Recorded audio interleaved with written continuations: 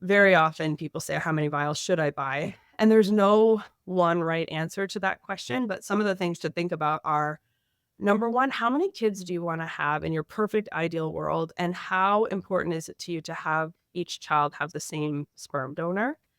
And then number two, what method or what route do you imagine taking in order to get there? Typically, if you plan to have one or two kids and you want to do it with IUI, we say, okay, maybe start with 3 or 4 vials of sperm. If you want to do IVF, then we say usually 2 or 3. With IVF or an egg retrieval cycle, IVF ICSI, the embryologists like to have 2 vials on hand in order to achieve that IVF concentration of sperm in case they need it. Hi, superhumans. I'm Dr. Mavis Garcia. And I'm Dr. Wise. We're 2 of the physician leaders at Markham Fertility Centre, otherwise known as our baby, MFC. As fertility specialists, we've witnessed firsthand the challenges, triumphs, and the myriad of emotions that come with trying to conceive. Whether you're just starting to think about having a baby, actively trying, or facing challenges along the way, My Fertility Podcast will be your go-to resource for honest conversations and a supportive community. So grab a cup of coffee or tea and settle in, and let's demystify the world of fertility together. On today's episode of My Fertility Podcast, we welcome the amazing Stefanie McGlynn. Stefanie is the Donor and Surrogacy Lead at Markham Fertility Centre. She has over 5 years of experience in the Donor Surrogacy Program at our clinic and brings a wealth of knowledge to this topic. We are going to dive into donor sperm options. Stefanie talks about which sperm banks to use, using a known sperm donor versus an anonymous sperm donor, as well as the cost, the timelines, and what to look out for. Thank you, Stefanie, for being here. Thank you for having me. I'm excited to be talking about donor sperm. It's certainly something that lots of our patients make use of. And I think having a resource for information will be really helpful for a lot of people. Now, Steph, you are our incredible encyclopedic person of all things donor and surrogacy here at MFC. And we're insanely lucky to have you on the podcast. I'm also insanely lucky just to have your office so close to mine, so I can just knock on the wall anytime I have a DNS related question. I think where we should start is maybe just talking about the actual donor and surrogacy program here at MFC, because it's kind of a unique thing. For sure. So at MFC, the DNS program is basically myself and a couple other nurses and an admin team closely tied with our genetics team. And we work to support any person or family who have used a third party or plan to use a third party to build their family here at MFC. So whether it's donor egg, donor sperm, a surrogate, maybe an embryo donor, frozen stuff from a bank, fresh stuff from somebody who donates here, we do it all. We support patients from all of the doctors, and we see them from when they walk through the door until they graduate off after their first trimester of pregnancy. And our job is sort of, I know you said we're an encyclopedia, but really, I think we're just a resource manual. Our job is to try and understand what is out there, where we can access the supports that we need, and then direct our patients to those things and help patients navigate the systems and know what to look for and what steps they should take when, because there is more to do in these journeys than without using a third party. And so we act as traffic directors to make sure that people get to the place that they need to be and that has the information and the resources that they need at the time that they need them. And then we support them through that journey once they get back here and start doing cycles. Why do you think it's important to have a donor and surrogacy program at a fertility clinic? I think that in order to do this job well, in order to be able to support patients well in third-party journeys, you really need to have dedicated people who are in it every day. And because there are endless nuances in these journeys, like there is no 2 stories that are exactly the same. There's lots of similarities, but there's none that are exactly the same. And you really need people who are experienced and who are seeing these different nuances every day so that you can build this like web of information and then be able to use that knowledge that's been learned and gained in experience to support people as they come forward. So it gets hopefully easier and easier with each passing journey, each passing cycle. And that's just not something that you can do well without doing it exclusively, I don't think. I would agree with you entirely. Yes.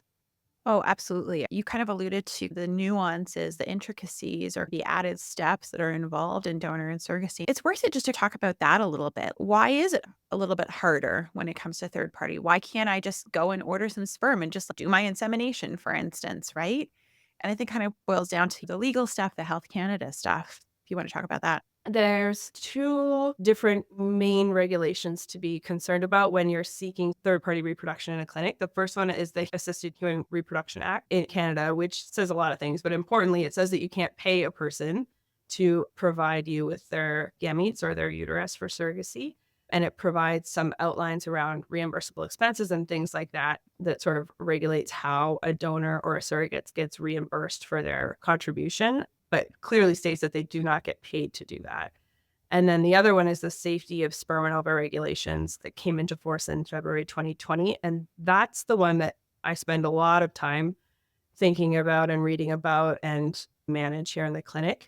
And that one dictates how donors are screened in terms of their infectious disease risk and their genetic disease risk. And there's very specific testing that must be done. There's very specific timelines for that testing and reasons why a donor would be excluded or accepted. And then it also talks about who can make use of particular donor gametes, where you can import from, all of this storage and handling of these gametes, the tracking and tracing. It's all really regimented. And so that's the big one that sort of gives us a challenge and is the reason why your clinic will say you can do this or you can't do that. It almost always will come back to that safety of sperm and ova regulation. And I think it's important to point out these rules are there for safety, just like the name says, right? I think sometimes it can be seen a bit punitive or a bit like we're putting up barriers, but A, we have to follow the guidelines so we can be accredited with Health Canada. We had an inspection that came to Markham Fertility Centre and said that, yes, we are following all the policies, but it's also about safety. We want to make sure that the donors are properly screened, that you're not being exposed to any genetic disease or any infectious disease that you don't have to otherwise. Yeah, absolutely. And you're right. Sometimes it can feel like we're putting up barriers, but it really is mostly out of our control. And it's important that we be able to continue to offer this program. And if we started breaking Health Canada rules, then we certainly wouldn't be able to do that. All right, so now let's talk about sperm. Tell us about the different options for obtaining sperm if you are somebody that needs to get sperm in order to have their family. In Markham Fertility Centre, we can help patients to access a known sperm donor, directed sperm donor, or a regular process sperm donor, which is sperm from a bank. A known sperm donor is somebody who you know. Maybe it's a family member or a friend. You bring them to the clinic and they do some initial testing to make sure that they're sort of a reasonable person to proceed with. So blood work, semen analysis usually, maybe some genetic testing. If everything looks good, then you do psychological counseling with them, you do a legal agreement with them, and then they come to do their donation. And when they come to do their donation, they produce sperm at the clinic and we do a suitability assessment. So that's the mandatory Health Canada assessment that's required within 7 days of the donation. And we freeze the sperm and quarantine it until all those results from the suitability assessment are back. Usually a couple of weeks later, then you can make use of the sperm for your own treatment cycle, whatever it looks like, and your donor sort of off the hook once he's produced his sperm. What is a typical timeline from, let's say I'm a single female, wanted to be a single mother by choice, and I have identified my non-sperm donor? What is the timeline from the time that I have identified this person to the time that I'm able to use the sperm? It really, really varies, especially with sperm donors, but mostly what it comes down to is how available is the donor to come to clinic? How motivated is he to keep the process rolling? Minimum really is 2 months, I would say, maybe even 6 weeks if we're particularly motivated. But usually these guys have busy labs and busy schedules and sometimes travel involved. So I would bank on between 3 and 4 months, depending on your donor, but it really varies just depending on when your donor can come for their appointments. Kind of going along that same scenario, let's say I have somebody in my life and I'm thinking about this person being the sperm donor. What makes a good sperm donor, or what should I be looking for? What should I be considering as I'm sort of going through my mental Rolodex of male friends? That's a great question. And I actually love to hear what you have to say about that. But from my perspective, what I would say to a patient, and then please pad my answer, is ideally always want somebody who has resulted in pregnancy before. We can do all the tests that we want to on eggs and sperm in semen analysis, and we can look at the morphology and the motility and the concentration and all of those things. But we never know if a sperm is capable of fertilizing an egg until it does. And so having somebody that's had previous pregnancies is something that we talk about quite a bit. And from a practical perspective, what is their availability to come to the clinic and how much of a barrier is that going to be? And then two, making sure that you're thinking about somebody who, if they're partnered, their partner is on board. Sometimes we lose track of that thread, but it is important that if the person is in a partnership or a family of his own, it really will be the whole family that needs to be on board and buy into the process. So thinking about that is important as well. We don't currently have an age limit that we talk about, but I'd love to hear from your perspective. Is there an age that you'd sort of think about staying under, and what else would you think about? We know that there is a relationship between the age of the sperm provider and the health of the future pregnancy. It's not as strongly correlated as it is with women, where we know that it's very difficult to conceive after age 43. But for men, I would say about age 50, 55 being the maximum. I think after that, there is increased risk of DNA damage and other issues associated with the health of the baby. And other criteria would be the same lifestyle things that we talk about for men. We want ideally somebody who's a non-smoker, somebody who doesn't drink heavy amounts of alcohol, somebody who doesn't use drugs routinely. Those are the things I would think of. Yeah. With our sperm donors that I've seen in clinic, it seems to be more common with sperm than with eggs that somebody might choose a donor and that donor might commit to making some lifestyle changes for 3 months and then coming and doing their testing for things like testosterone use or drinking or smoking, those kinds of things. So don't write that person off in your life if that person exists. I have seen several times where sperm donors have made changes, committed to them for 3 months, and then come in and still been able to successfully donate. That is true. Another thing that we've sort of alluded to, but that I think it's worth stating out loud, is that we can work with somebody even if they aren't in the same province, even if they aren't in the same country. That doesn't necessarily have to be somebody in Ontario, let's say, who has an OHIP card. And I think that that is something that people don't necessarily realize, that because it's a healthcare OHIP funded thing that you're limited by that, but you're really not. Again, it might be a little bit more difficult to get that initial testing done for that person to arrange a semen analysis, let's say if they're in a different country. And then you have to consider like travel costs and the time associated with that, but it's absolutely possible. People often ask, like, how many times is the donor actually going to have to be here? And the answer really is just for the donation. We can usually do everything else from wherever they are, but they have to be motivated and have a healthcare practitioner local to them who will do the ordering. And usually those cycles take longer because typically the appointments take longer to get coordinated elsewhere. And we need the reports in English. Ideally, sometimes that's a bit of a barrier, but usually those are things that we can work around. And then you always have the option, if it's too difficult to arrange screening wherever your donor is, they can always fly here, do the testing, return home, wait for the results to come back, the doctor's appointment's illegal, everything, and then come back for donation. That's something that sometimes people choose to do as well. Mhm. And you mentioned legal, but we haven't really talked about it. So can you elaborate on the legal aspect, the legal contract? For sure. So there's sort of 4 silos to think about in these directed donor. There's the medical screening, which we've talked about, genetic screening, which we will help coordinate and we can talk about in the future if needed. And then a legal agreement is another one. So this is a mandatory part of the process in our clinic. Each intended parent, family, and donor, plus or minus their family, as applicable, will complete a legal agreement prior to completing their donation. And that legal agreement really is key in making sure that everybody is clear on who owns these gametes, who's responsible for the embryos going forward, and then any resultant children as well. And those legal agreements can be done with any lawyer that you're comfortable with, but we do have a list of lawyers that we recommend who we know to be really familiar with this fertility law in Ontario and in Canada. And then the 4th thing, which is important to talk about, is the psychological counseling. Each family that participates in a third-party reproductive program will do 1 mandatory session of psychological counseling where you speak with a counselor who's familiar with third-party reproduction about all of the implications of introducing a donor into your family. They talk through things like how to talk to your support network, your friends and family about using a donor, how to talk to your kids about using a donor, what are your thoughts and feelings, and if it's a couple, how are they working together around their thoughts and feelings about this donor. And it's a session that often people push back about. They feel like they don't maybe need this, or they don't understand why they have to do it. And other sort of regular fertility journeys don't require this kind of counseling.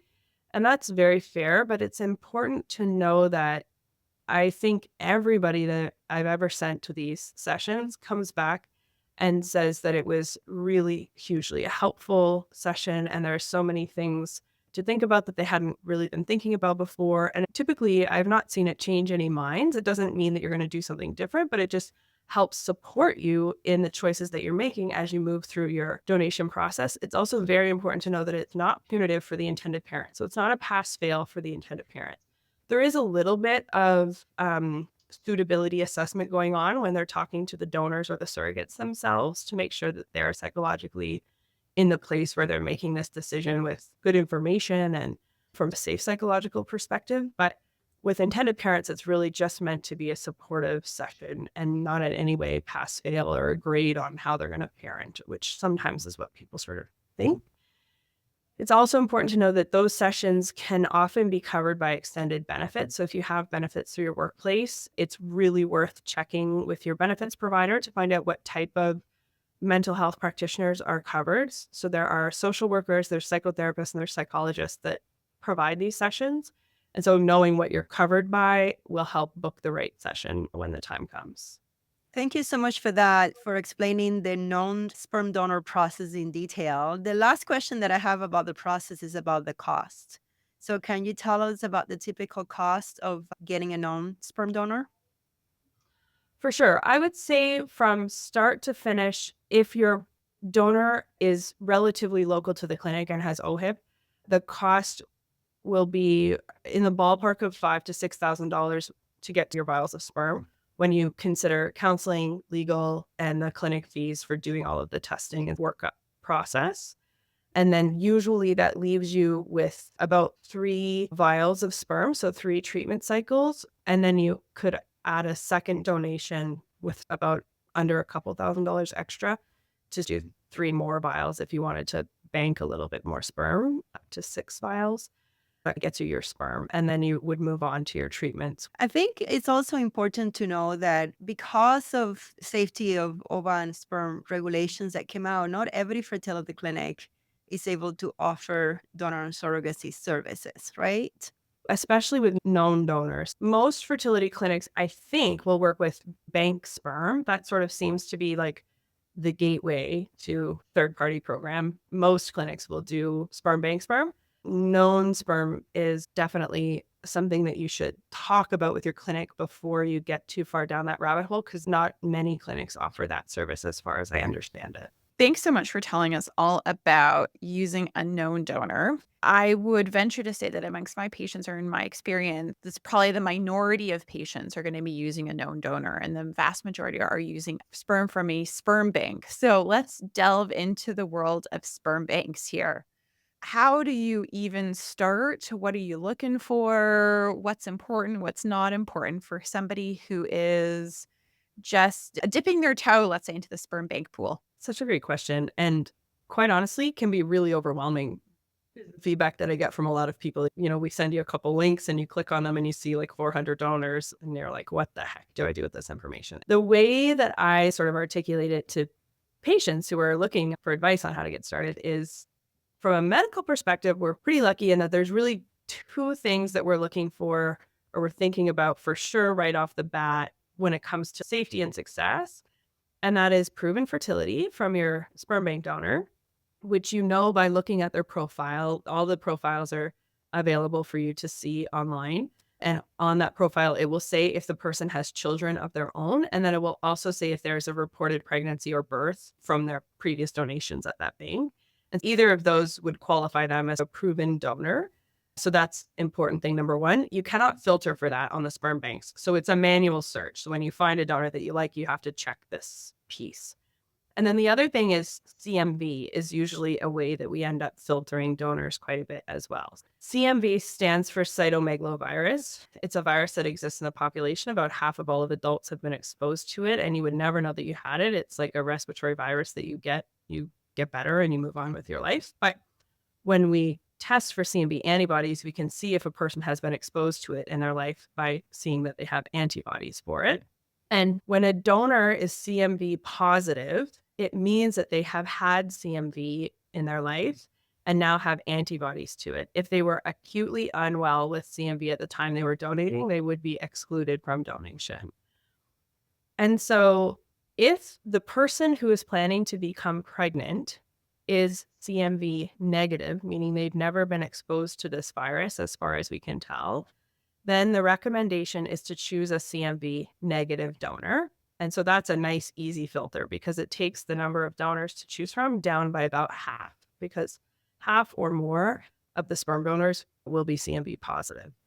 If the person who's planning to become pregnant is also CMV positive, then you can choose positive or negative without increasing your risk of CMV. And it might be worth hearing your explanation on what CMV means, but as I understand it, when a person who is pregnant is sick with CMV at the time of their pregnancy, there's an increased risk for neurological changes and pregnancy loss with that infection. And then there's also, if it's at the time of delivery, there's increased risk to the newborn at the time of delivery as well, in terms of their wellness when they're delivered.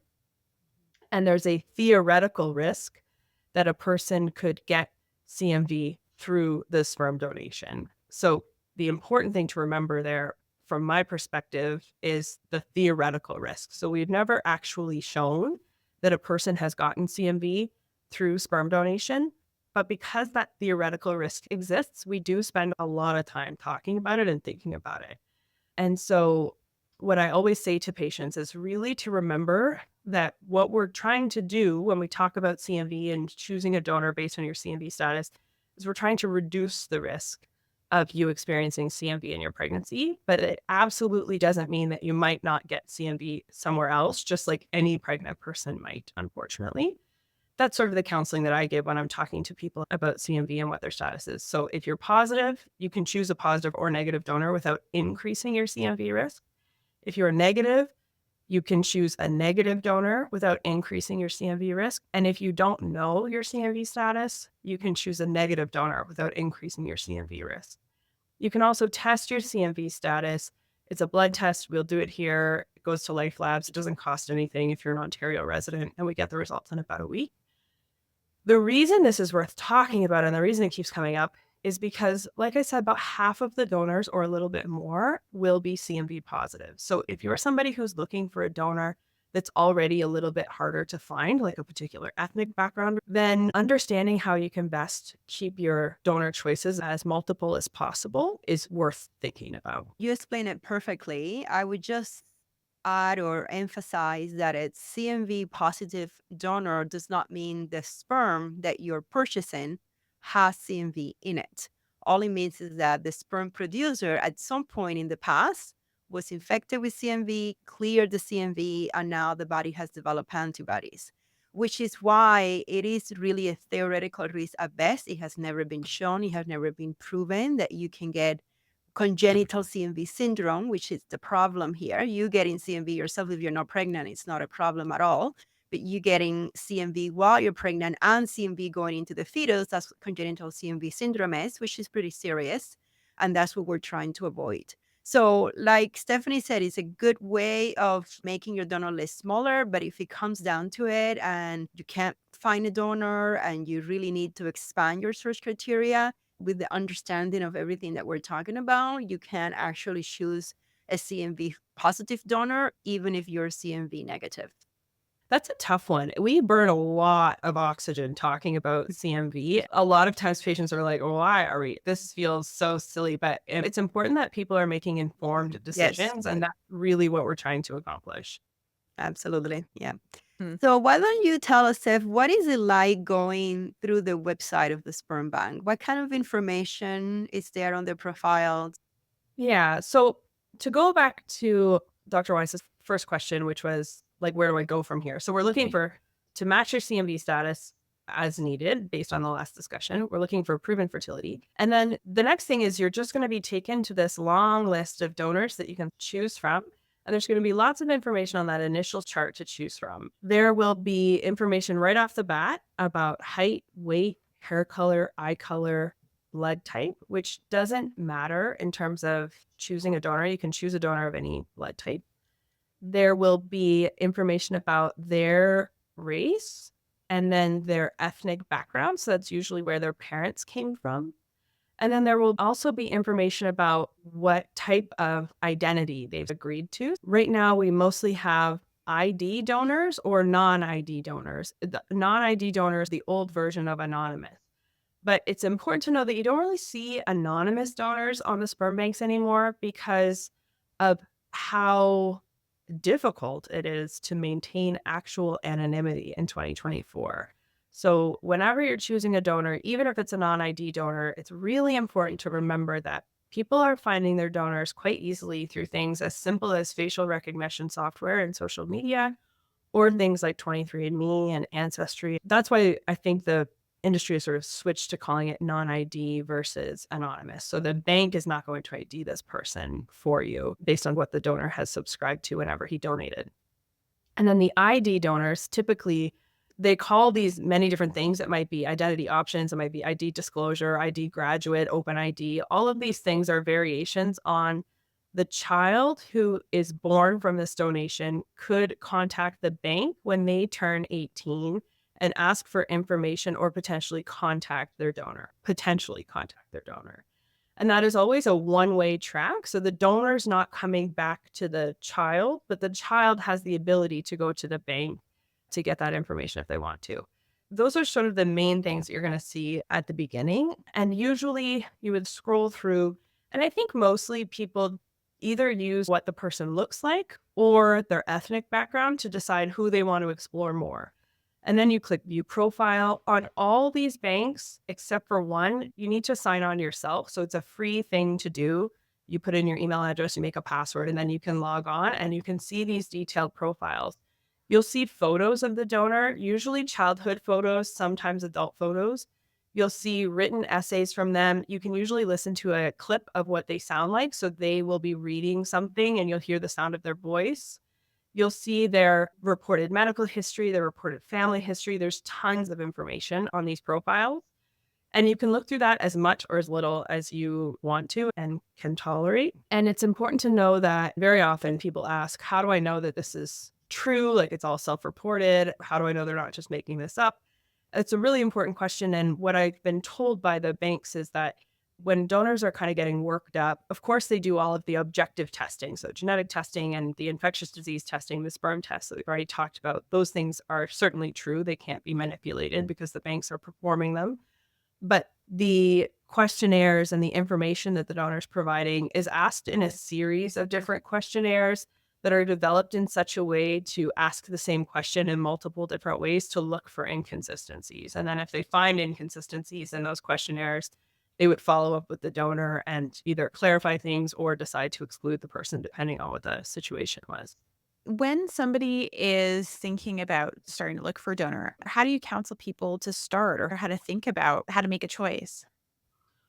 Well, we usually have a long conversation that's something similar to what we've already talked about. And then I usually tell them to make sure they speak with the psychological counselor before they get too far down the rabbit hole, because I think that's a really useful resource to help really narrow down what their non-negotiables are. For most people, it really comes down to a connection to the profile. So it really is a matter of having patience, grabbing your partner if you have one, having a glass of wine handy, I think, and then going through the profiles and seeing who you connect with. The one thing that ends up being the limiting factor that we haven't talked about yet is the genetic testing of it all. Every donor who has been processed through a sperm bank will have had some amount of expanded carrier screening done. And that's the testing that we can do on a person to find out what conditions they might be a carrier of. It doesn't necessarily impact their health, but when it's combined with a person who maybe carries the same recessive condition, and we make an embryo, that embryo or that child has an increased risk of that condition occurring for their health. And it's not a one-size-fits-all test. So saying that you've done expanded carrier screening doesn't really mean anything without knowing which panel it was, what company it was with, how many genes were tested. There's over, I think, 700 genes that we can test for. Most donors have been screened for at least 300, but some more, some less.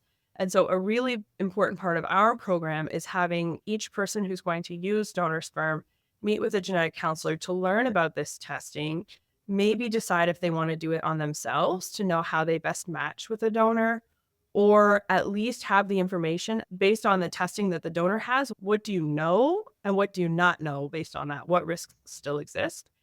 And then usually the patients do their psychological counseling, maybe they do their own genetic testing, and usually they come up with a list of donors, maybe 3 to 5 donors that they have connected to their profiles. And then if they want some feedback on those profiles, they'll send it back to us and we'll help walk them through sort of what are the considerations with this particular donor. To contrast this from known donor, how long is the process on average for patients using sperm from a sperm bank? And are there ways to speed things up, let's say? Yeah, for sure. Usually, sperm from a bank is a bit faster, depending on how long you're spending looking for your donor.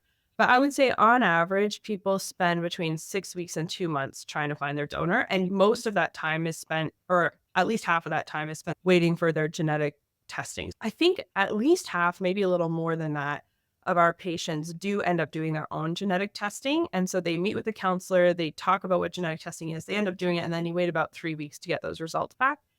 Usually they don't purchase their sperm until after they get those results back to make sure that they're choosing a good match when they do make purchase.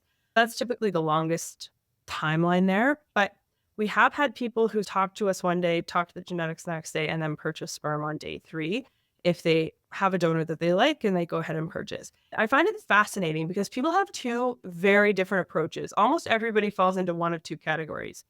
Either they say to me, look, Steph, I could go to the bar and meet somebody. I'm not going to ask them all their medical history. I don't really care. If they look good in the picture, I'm going to buy the sperm and that's what I'm going to go on, which is great. They keep it very simple and that's how they choose their donor.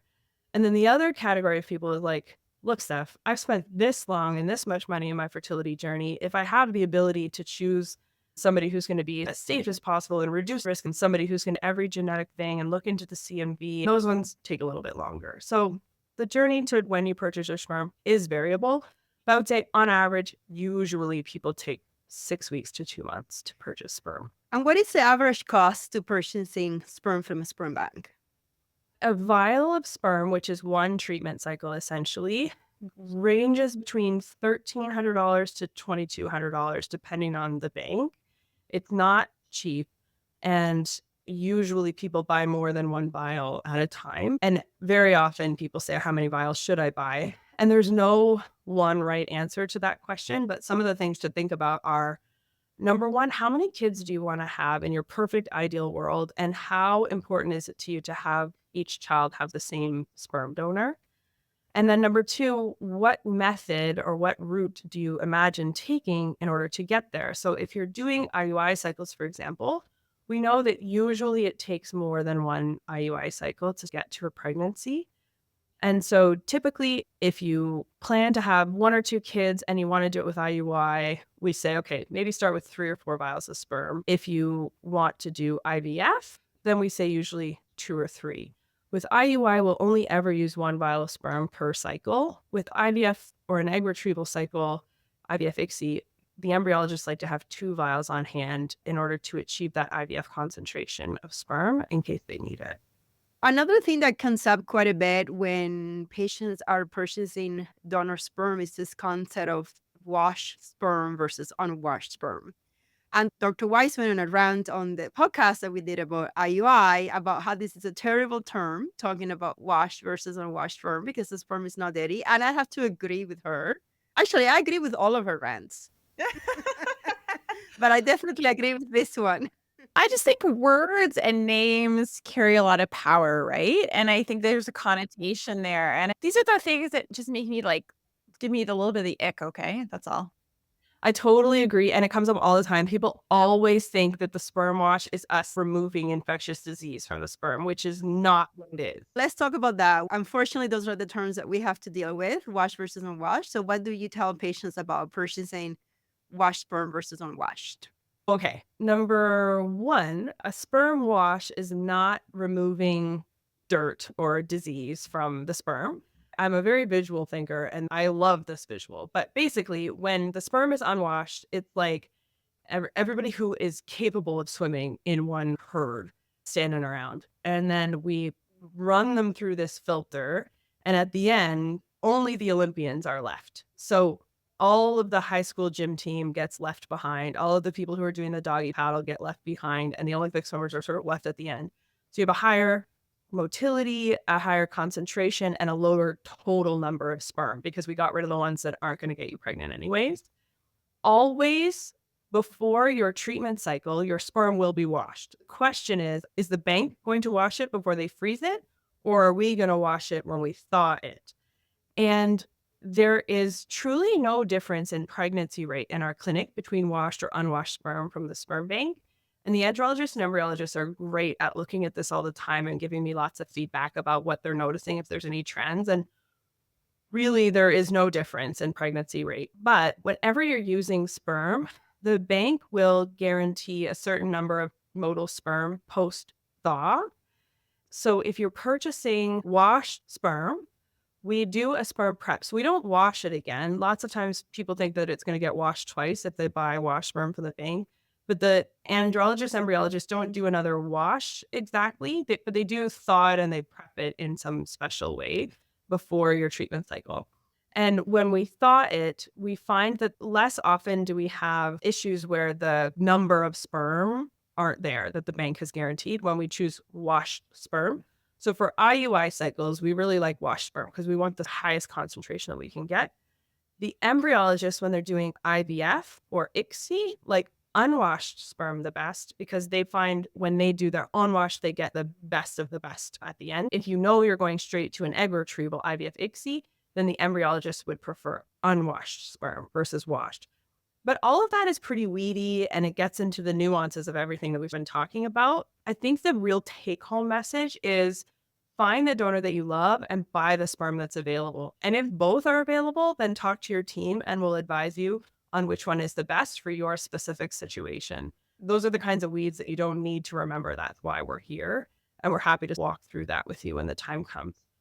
Also, when we're talking about that quality thing, it doesn't come up very often. We really don't see very often that the sperm doesn't meet the criteria that the bank has guaranteed. But if you're a patient in our clinic and that is ever the case for you, you won't know that until the doctor comes in to perform your treatment, usually IUI. And that can be a difficult conversation to have. I'm sure you guys can relate to that because it's an exciting day. You've done the medication, the cycle monitoring, and now you find out that the sperm wasn't the concentration that the bank guaranteed. It's really important to know that we're still going to do the IUI and you might still get pregnant. That happens with more than half of the quality reports that we have. Don't lose hope. Definitely do it. And know that we're going to work the process with you. The andrologist fill out a form. We communicate with the bank and you get either a replacement file or your money back if your sperm hasn't met the guarantee that they had put out there. There's a process for that. It's not the case very often. Another question that comes out with my patients quite a bit is this concept of a single sperm provider providing sperm for multiple families so that there are many children conceived with the same sperm that could be living in a geographical area. And that, of course, raises the risk of them meeting in the future and potentially dating. Yeah, that's a great question. I think that everybody who hears the word donor sperm thinks about that and thinks about the Netflix series that we've all seen where one person is donating to hundreds of kids. And so there's a couple of things on that topic that are important to discuss. Number one, we actually never know for sure how many children are created from a single donor. Although all of the banks have guidelines and ASRM and CFAS have recommended number of vials that can be sold to families in a geographical area, all of those guidelines exist, but there is no oversight in terms of donor could go to Fairfax and then Zytex and then Northwest or another bank and donate it, all of them, and not tell Bank A that they went to Bank B and Bank C and et cetera, et cetera. That could happen. Hopefully it doesn't, but it certainly could. And so it's important to know that you never know for sure how many donor conceived siblings your child might have. which is another reason why it's so important to be open and honest with your child about the nature of their conception so that they're aware of this when they're out there in the world or choosing partners. And then the other thing is something that happened recently with the new safety regulations. For anybody who was looking for donor sperm, even just 5 years ago, would know that the cost has increased quite a lot on donor sperm vials over the last 5 years. And part of the reason for that is because they are collecting fewer vials of sperm from any one donor because they are trying to really get a better handle on how many donor-conceived children should be out there at an industry level. Cost per vial went up because there's fewer vials on the market for each donor. And then what patients agree to when they purchase sperm is to report back to the bank when they've had their child. The patient buys sperm from the bank, ships it to the clinic gets the person pregnant. The pregnant person goes on to their OB or the midwife to go and deliver their baby. And then it's up to the patient to report back to the bank.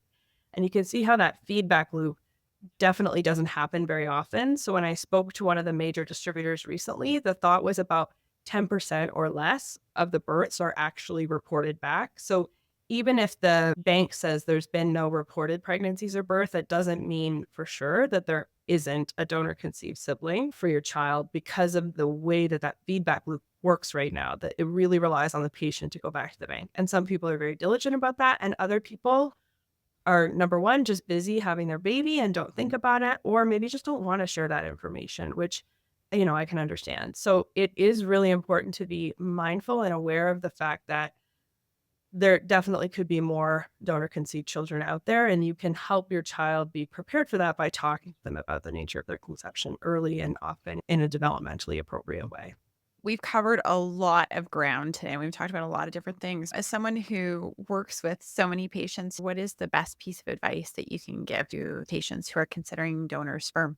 There's two things that come to mind. The first one is when you're going to choose your sperm, maybe before you even go on to the sites, I think it's really important, if you are somebody who's partnered, to sit down with your partner and really get aligned in what you're looking for in a donor, and write maybe a wish list of things that you would like to see in your donor, and then star the things that are absolutely non-negotiable and try and keep those items to a few, maybe 2 or 3 at the most of non-negotiable items that you're looking for in a sperm donor. And then keep your wish list of all the things that you would like to have in a donor. But if they don't all exist, you can flex on them. I picture it like house hunting. There's things that you must have and there's things that you would like to have, but you could live without. I think that going into it armed with that list that's aligned with your partner is really helpful. And then the other thing is, as you're going through these profiles, I think it's wonderful to be able to keep track of your thought process and some of the profiles that you liked and what you didn't. And then when you find the one that you love that you're going to purchase, print that profile, keep a hard copy, or at least save the PDF and write notes on it about how you came to this choice, why you chose this particular donor. And maybe that would be a great memento to share with your child one day if the time comes where it's appropriate to be able to chat with them about how you got here, how they came to be, and what kinds of things stood out to you on that profile. And that's an exercise that I heard from a psychological counselor that I thought was really insightful and a great way to bring your child into the fold when the time comes on sort of how they got started. Thank you so much, Stefanie. Dr. Weiss is right. You really are an encyclopedia when it comes to donor and surrogacy. And we're so grateful to have you here.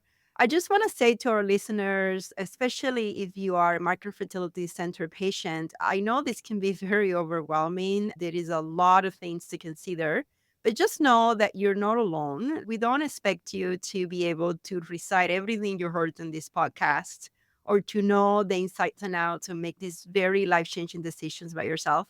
The Donor Surrogacy Program, which is Stefanie and another one of our nurses, Carla, as well as the genetics and admin team and your physicians, we're all here for you to help you make this decision. And we hold your hand as much as you need every step of the way.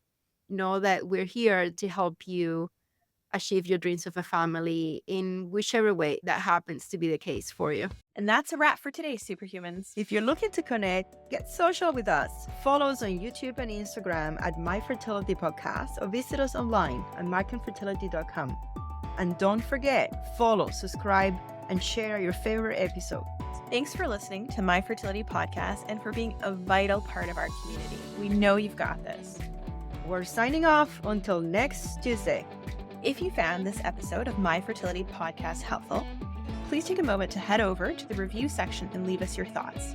Your reviews and comments are incredibly valuable to us and help guide future episodes. We also welcome you to direct your questions to info@myfertilitypodcast.com.